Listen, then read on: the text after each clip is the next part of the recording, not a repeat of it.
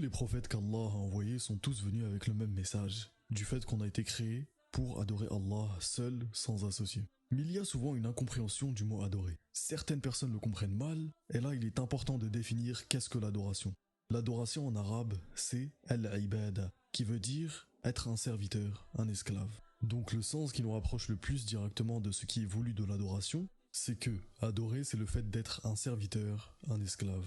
Donc on a été créé pour adorer Allah, dans le sens où on a été créé pour être son serviteur et pour lui obéir, donc se soumettre à lui. Mais il est important également d'expliquer que le fait d'être l'esclave d'Allah et de l'adorer n'est pas du tout comme le fait d'être l'esclave d'un humain, bien au contraire. Lorsqu'un homme est l'esclave d'un autre homme, il y a nécessairement deux choses qui arrivent. C'est que d'un côté, l'esclave ne tire aucun bénéfice de son service, il n'est pas payé, rien du tout.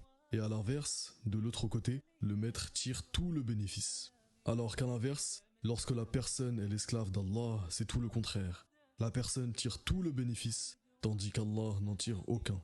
Allah Azza wa Jal n'a besoin de rien. Si on était tous aussi pieux que Muhammad sallallahu alayhi wa sallam, ça ne rajouterait rien du tout à la royauté d'Allah. Et si on était tous aussi pervers qu'Iblis, ça ne diminuerait en rien du tout à la royauté d'Allah. Il n'a pas besoin de nous.